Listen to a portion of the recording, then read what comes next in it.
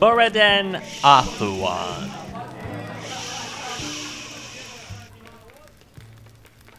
The champion of Kinneret. Moriden showed the beauty of nature by finding renewal for the great and glorious Gildergreen of Whiterun, providing a place of worship for all manner of men and mer.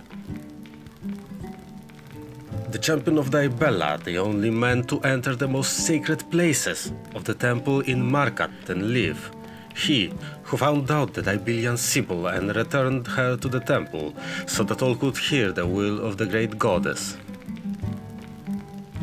The messenger of Mara, whose small words and influence sparked two of the greatest love stories of all time in Skyrim. Moriden was at the height of his goodly deeds when word reached him of a new threat to Skyrim and its people. Like the mighty champion of the people he had become, he looked up to the role of the people's champion once again and set off to destroy the vampire threat. Come closer and hear the story of how he destroyed one of the oldest threats to Still man searching and for stories about me, I see. I hate to disappoint you, but this portion of my story, you won't find a single bard who knows what he's talking about. That's fine now. We have time, my friend. I can tell it far better than they can, as they tell it for entertainment, not because it is truth. Because the truth is not what the bards would have you believe.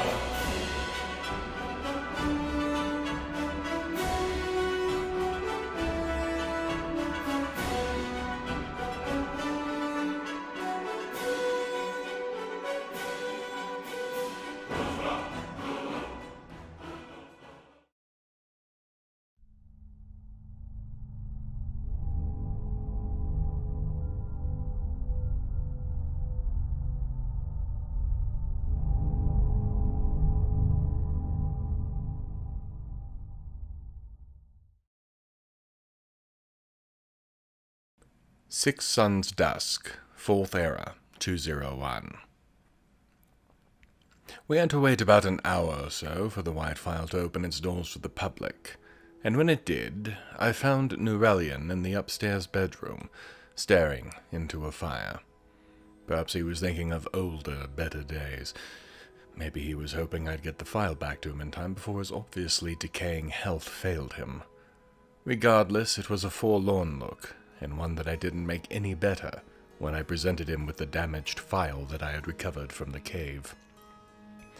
His eyes fell, and his spirits with them. He tossed me 5 septums and asked me to show myself out. He wasn't in the mood to entertain guests. I can understand his position, and really the 5 septums was a small insult that I could overlook in the circumstances. As we were leaving, however, the assistant stopped me, and, feeling that our work should not go without adequate payment, gave another 500. The money was never the point of this trip, but it did feel nice having a heavier purse. I reported my finding of the word wall in the Forsaken Cave. Arngeir gave me another to hunt down, this one in a place called Hag's End, in Hjalmarch. But I think he could feel me hesitating about something. He sat, watching me, waiting for me to speak my concerns. But I don't think he expected what I gave him. Naturally, he knows of Alduin's return. So when I asked of the shout used to defeat him the first time, I expected that he would tell me what he knew. I got quite the opposite reaction. He immediately asked where I'd heard that there was a shout that used to defeat Alduin, and who I had been talking to. His manner grew almost hostile and angry. Taking my cue from Delphine's manner at Skyhaven, I kept the blades unmentioned, and told him that the information came from Alduin's wall. That apparently was enough for him to connect to the blades anyhow. While he didn't curse me or anything, he did make it clear that not only would I not get any help from him on the matter of Alduin, but that until I returned to the Path of Wisdom, he had nothing more to say to me. He even suggested that, perhaps, Alduin was not meant to be defeated, that the world should end. I was about to lay into him about those ideas, but Brother Arngeir beat me to it. I did not understand the words themselves, spoken as they were in the dragon tongue, but Arngeir's manner changed almost immediately. After apologizing for allowing his own emotions to get in the way of the discussion, he told me what he knew.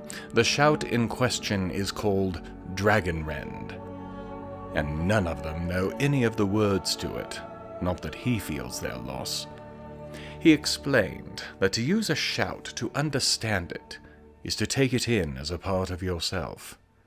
Dragonrend was born of a people who had lived for centuries under the rule of the dragons, and thus was filled with the hate and vitriol of those who created it. He even referred to Dragonrend as evil, saying that he did not wish for me to take evil into myself. He also admitted that, if anyone did know it, it was their leader, Paarthurnax. I'd heard the name, of course. It was written on the tablets at the shrines along the 7,000 steps. His use now made me think that the name was now a title of sorts. He lives, I am told, at the top of the mountain in seclusion. He speaks to the greybeards only rarely, and to outsiders, not at all. To be able to see him is a great honor. Arngeir doesn't think I'm ready for that, but, because of the blades, he also thinks that there is no other choice. He led me to a large archway I had seen on my first visit, and pointed out the winds and fog that blocked the path through it. With a new shout, Clear Skies, I can push the fog away for a temporary moment, long enough to pass through and begin my ascent to the top of the mountain. He gave me the 3 words and the understanding to go with them, noting that this would be the final gift to me from the Greybeards. He did not wish me luck. I think I understand why. Being, recently, a creature of obsession and revenge, I can see why he'd think as he does about the shout I am going to try to rediscover. He simply doesn't understand a simple truth, however, that sometimes the path of progress must be watered with the blood of the obsessed. Talos should be his example. The Empire was not forged through kind words and altruism. I'm not going to have that discussion with him, however. Paarthurnax, whoever he is, awaits on the summit. The archway was only the first of several stretches blocked by this dark fog. I thought at first to not bother shouting it away, but the lightest touch of its tendrils was painful, sucking life and speed away. Since I needed both for what was going to be an obviously long and hard climb, I made certain not to repeat that mistake. We continued rounding the mountain, turning to its shadowed side, and I could feel the temperature drop noticeably. Hopefully, the reception I get at the top will not be similarly cold. We crested the final rise, and it was as though we had walked through a wall. The chill in the air vanished. The nearly howling wind dropped to nothing. A calm filled the air that was, in some ways, similar to the Eldergleam Sanctuary. We paused for a moment, taking in the sight, including another word wall, which I thought very interesting, when something far more problematic descended from the skies. A dragon, ancient from its look, dropped to the ground square in front of us. I tried to scramble for cover, reaching for my sword, when it clearly spoke at me. "Peace, Dragonborn. I would speak with you." Some might say that the only good dragon is a dead one. Delphine comes to mind. However, when you are on top of a mountain facing a beast of such size, I would consider any alternative to a fight in thin air with bad footing against a creature that had obviously seen a few things in its life. Something to take a chance on. If I fought, I died. If it was a trap, I died. So I took the chance and walked as calmly as I could to speak with this ancient dragon. The conversation was not a short one, and it seemed completely genuine. I should have realized. The only thing that could teach the voice to a human would be a dragon as well, and that dragon was Paarthurnax. Not a title, but this ancient dragon who now spoke with me. We spoke of words of power, the nature of power, and eventually about Alduin and Dragonrend. He also cannot teach this to me. The very concept of the shout is incomprehensible to the Dover. However, he did have a suggestion. The place we stood was where Alduin had been, well, not defeated, delayed, cast adrift in time itself. It was not Dragonrend that did this, however, but an Elder Scroll. Since his downfall, Paarthurnax has been waiting here, thousands of years waiting for Alduin to reemerge once again. He was the one who taught the voice to the First Nords, the one who counseled them in their rebellion against Alduin. He can feel what he calls a time wound here, and he believes that if the Elder Scroll was brought here, I might be able to gain a vision of the other end of that wound and hear the Dragonrend shout from those who created it and used it on the day that Alduin was cast out of Skyrim. Even he admits that it's a long shot, especially since he has no idea where the scroll could be. I have, however, 3 leads. Serana, of course, had one when I found her. Lord Harkin, I think, might allow me to use it to eliminate the dragon threat, as it is also a threat to us. Then, of course, there is both Arngeir and Esbern. Many possible options. And time to consider them all as I went back to High Hrothgar to sleep and plan. 7 Suns Dusk, 4th Era, 201.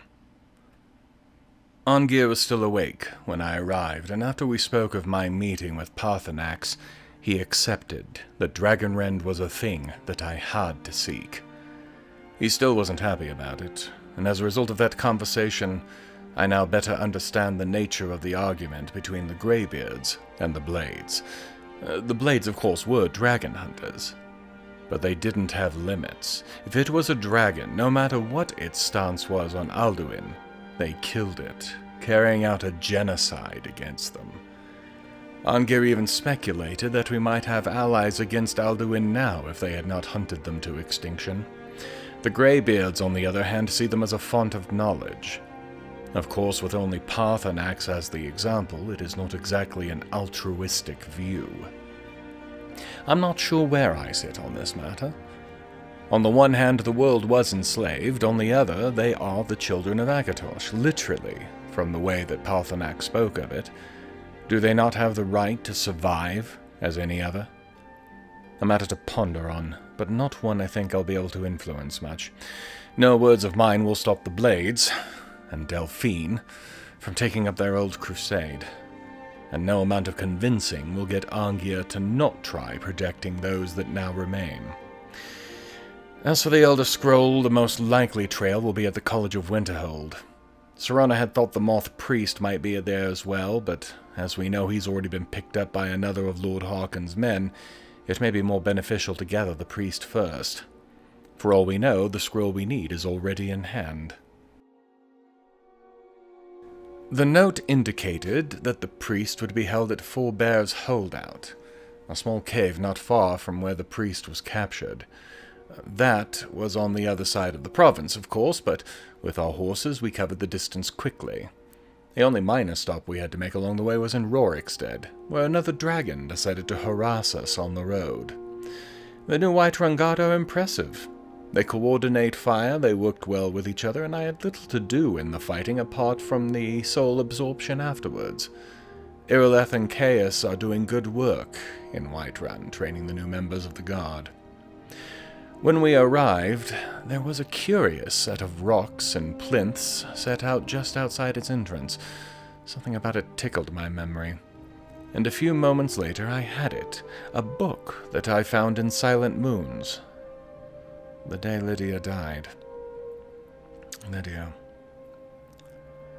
I wonder what she would think of my current situation.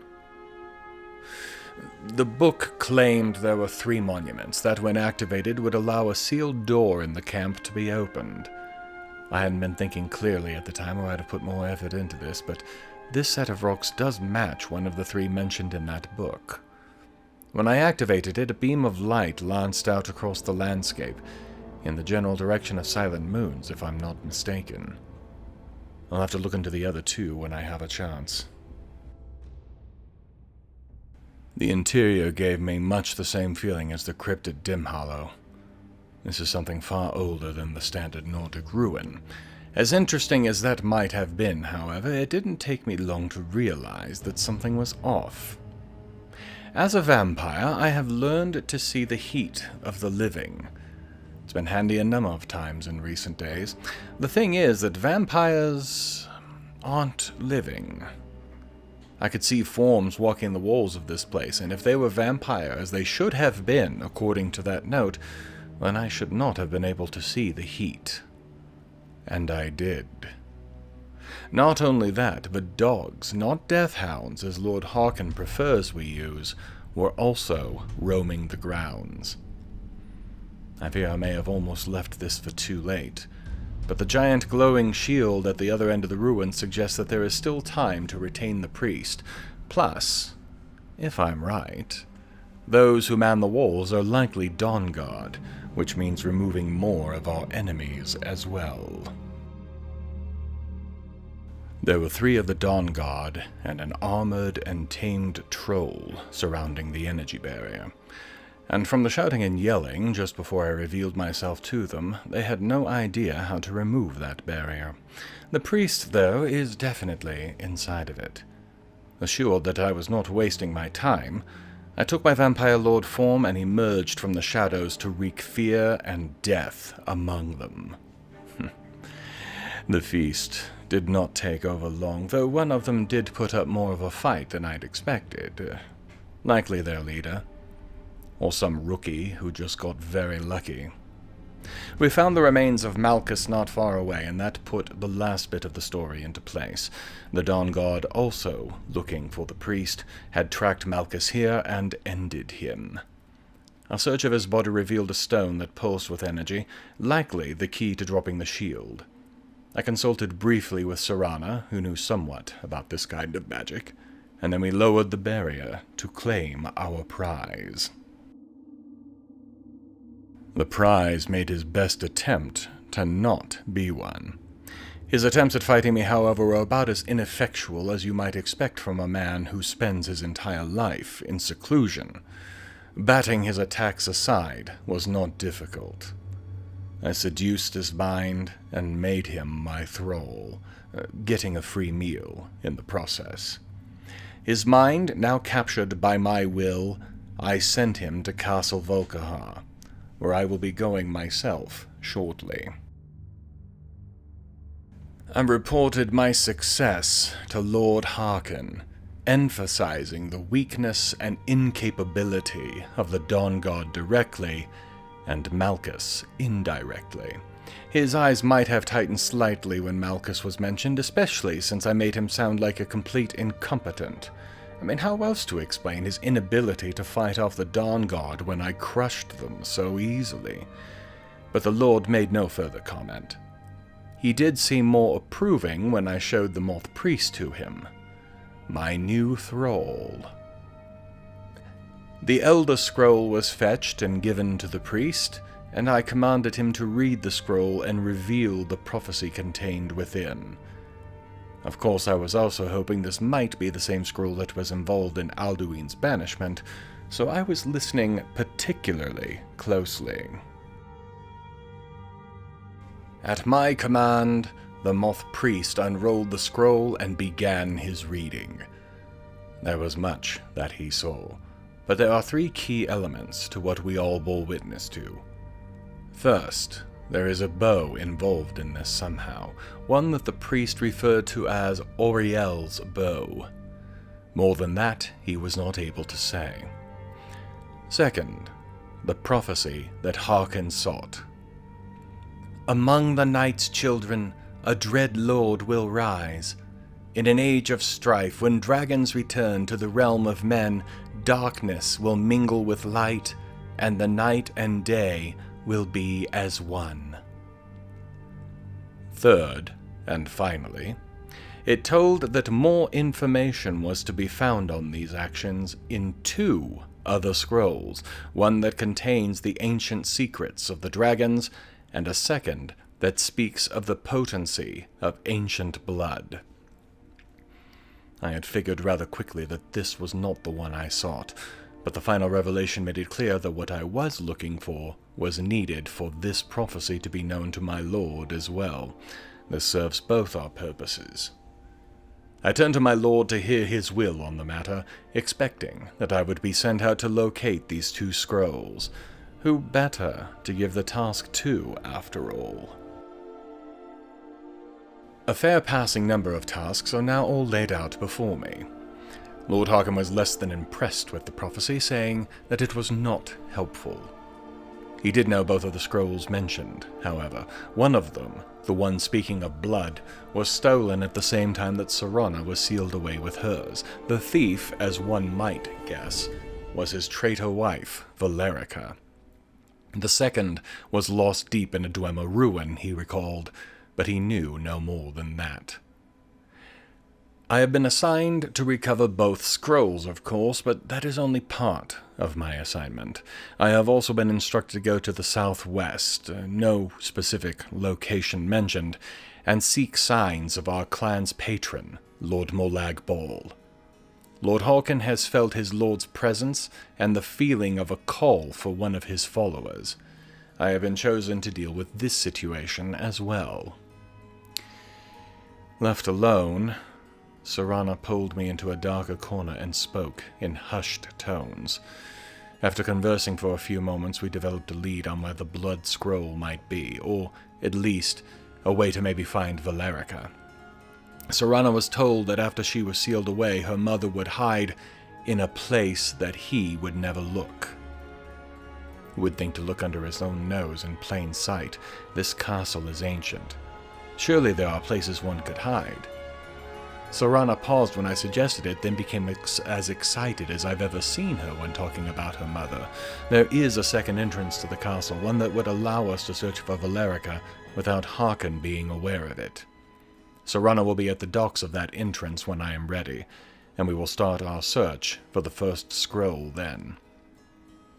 Until then, I am on my own again. As it happens, I think I know where to begin my search in the southwest. An abandoned home in Markarth, where a certain vigilant believes Daedric worship might be occurring. I made my way first to Solitude. Somewhat because it occurred to me that Jarl Elisif, possibly High Queen Elisif at some point in the future, might be a nice midnight snack, but mostly because I wanted to drop off more at the museum to lighten my load before I go to Markarth. I was stopped on the streets by 2 men in some of the oddest clothes and masks I've ever seen. They only asked 2 questions: if I was Moriden Athluan, and if I was Dragonborn. I answered both questions truthfully, though in retrospect I should not have. People do not ask direct questions like that if they are not seeking something for themselves or others, and it would not be wise to admit answers before knowing what that something is. The answer, it turned out, was my death. They tried, though it wasn't hard to deal with them. I sent one flying across the square with a shout, while I cut the other down with my blade. Not much of a challenge, really. The note they had on them, though, names me, interestingly, as a false Dragonborn, decreeing my death before I can go to Solstheim.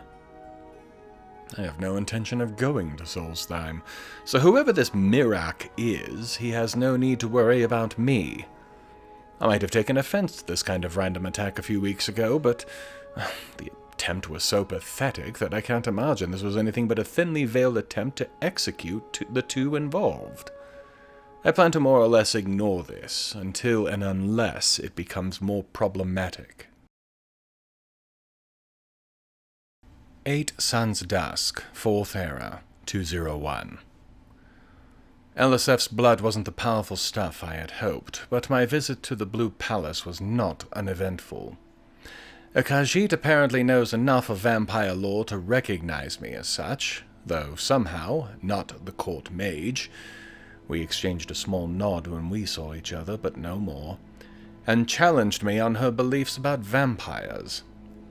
I had no wish to get into a heated exchange and took every opportunity to walk away, but as she refused to leave me alone... There is a cooling corpse hidden in the Blue Palace. Seek it at your peril. I returned to the museum and worked through the remainder of the night and into the morning, creating a few new items, sorting through the trash items and arranging for their sale, and making a few replicas of things I have seen but am unlikely to get direct hold of anytime soon. All seemed to be going smoothly enough until I descended back into the museum from the safe house. It took me a few moments, and the sight of a dead body or two, to realize that all was not right in the museum. I began to search for Arjen to get some idea of what was going on. I'd figured it out a few moments later. Somehow, we'd had the museum robbed, and I had never heard a thing. I didn't find Arjen, but I did find the guard captain he'd hired. He wasn't in good shape either. The explanation was simple, if lengthy. In short, before he was employed here, he had been a bandit in Hammerfell. His band had been trapped and destroyed, with a few exceptions, and he had survived only with the help of a missionary in the Dragontail Mountains. He's been turning his life around, leaving behind all of the robbery and killing, but there were other survivors who hadn't. Last night, they came visiting. Avram had some idea of where to look. The band had hunted in Skyrim a few times, and he thinks the best place to look is a cave that used to be a pass, North Windcaller Pass, near Whiterun. I do not blame Avram, though he fears I will. He took the job in good faith, as far as I know. Those who took what is mine, however, them I will hunt. The scrolls and even Lord Molag Bal will wait. Nobody steals from me and lives. I considered the best way to deal with the robbers as I stood outside the cave entrance to the old mountain pass. With Avram in tow, I was reluctant to fully unleash my anger and summon up my vampire form. A moment more, and I decided I didn't care. I looked at Avram and made it clear. Nothing he saw was to be spoken of to anyone. He stayed silent, or he would be silenced. He gulped, but nodded his agreement. I shifted forms as I entered the cave, and then moved with the methodical precision only a blinding fury can instill in a person. I came around the first corner, the magical energies already flying from my hands and giving me more sustenance. I ripped into another with claw and tooth, and then another, sating both my thirst for blood and vengeance. The last one tried to run. He was no match for my speed and died with my teeth in his throat. And then it was over. I returned to my normal form to find Avram behind me, shaking more than he had been when I found him in the museum this morning. I smiled slightly and held a single finger across my lips. He nodded nervously, but he clearly now understood the price of breaking the silence. We found roughly half of the items that had been stolen in the cave, a note from someone called Jalal, a name Avram reacted to with surprise and, I think, fear, indicated the rest was headed to Engelman's Rest in Falkreath, where it would then continue on into Hammerfell. Their plan was doomed to failure now that I had the trail. I swept from the cave almost as quickly as I had entered it, with a new trail to follow. Their caravan hadn't made it to the rest yet, and with the sun still high in the sky, using my vampire lord form here would be more problematic than useful. I remained in my normal form, and with Avram at my side, tore into those bandits who remained. The surprise helped, but they still had little fight in them, likely tired from both the theft itself and the long run they've had to make since. As quick as they were moving, they could not outrun a relatively unladen horse. Another large amount of stolen artifacts were here, but still not all of them, meaning the remaining should be at Engelman's Rest. Avram gave me what he knew of the place, a Nordic ruin full of the normal Nordic ruin traps, which, likely, Jalal has been adding to. Jalal is also a master of the ambush. Ambushes only work when they aren't expected. I'll be stepping into this one, and then Jalal will die. Let me attempt to explain what it is like to be on the hunt as a vampire. Words will not capture it adequately, but for the sake of those who might read these words later, I shall try. Have you ever seen something coming, something unstoppable, something that will not deviate, move aside for anything, a force of nature, unknowable in its purpose or will? Most of us have, at one point or another. Remember the fear you felt? The urge to run, to flee and attempt to hide from its implacable advance. Or perhaps you tried to fight it, turned your fear into rage and anger, and tried to destroy that which you saw coming. Now, imagine you are that unstoppable force. You walk slowly, each footfall loud in your prey's ears. Your eyes never leave them, weighing them and what they can provide for you in your mind. The ones who run excite your blood, driving you to chase, to pursue, and to bring them down. Those that fight, you play with, amused for a moment at their feeble struggle against the inevitable before, with almost casual strength, you tear them apart.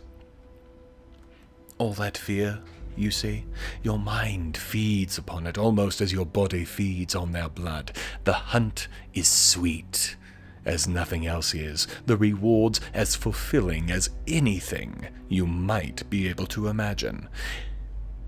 Even that does not capture it all. But in Engelman's Rest, I became this implacable and unknowable force, striking through the darkness, pulling blood and fear from my rightful prey, they who had dared to steal from me.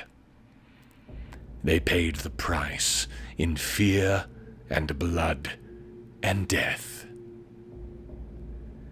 As much as I feasted, though, I had yet to find Jalal, the one who had masterminded the plot. He would suffer before he died, I decided. Though I had promised Avram the chance to talk him down.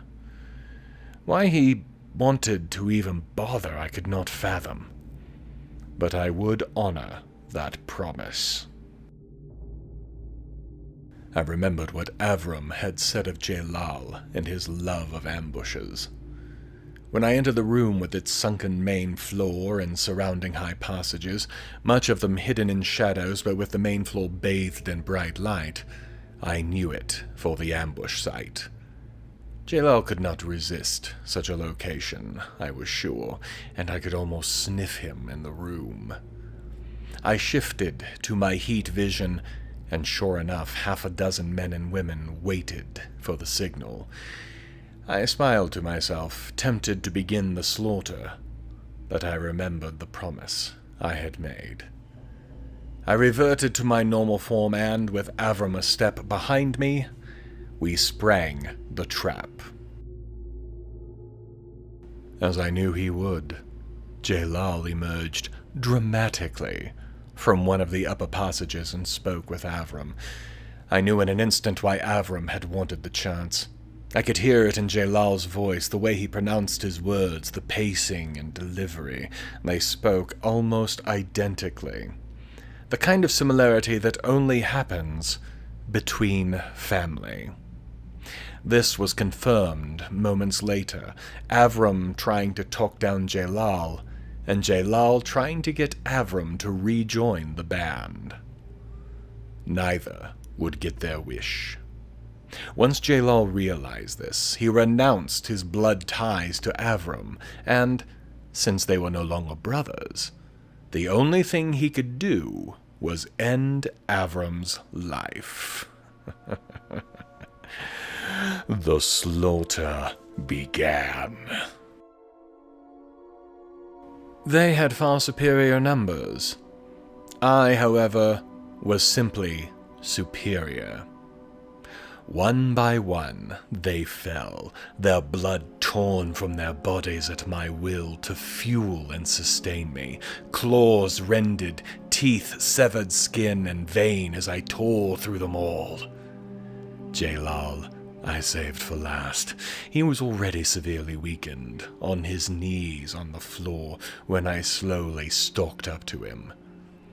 I bent down slightly, enveloping his head in one hand, and lifted him from the floor, his feet dangling weakly. I would sooner cut my own throat, I told him in a twisted vampiric version of my normal voice, than to pollute myself with your weak and pathetic blood. Consider yourself lucky. His eyes had a brief moment of hope, and then I closed my fist on his skull, crushing it. He died quickly, which is the best of luck when you are facing death. Avram needed to take some moments to recover. I left him to it while I searched for the remaining items that had been stolen from me. It didn't take long to locate them, and fortunately there wasn't much remaining to carry. With them now back in my rightful possession, I returned to speak with Avram, who talked for a few moments about what the relationship between brothers is like, how it can lead you into doing things without questioning them. I cannot relate. To me it was meaningless babble. It did, however, seem to calm Avram down. After a minute or two, he stated his intention to bury his brother, and then meet me at the museum to speak concerning punishments. I made it clear that the only thing he would be punished for was storytelling. He got the point immediately, of course, nodding slowly. He has proven his worth to me as a hireling, though I have been burned many times in recent times for trusting. I choose to trust this man until he proves he can't be, and then woe be to him. I left the ruin in a considerably better mood than when I entered. I need to return to the museum to get the last of these artifacts returned and to ensure that Arjen did not take any serious injury, and then I can get back to my original tasking,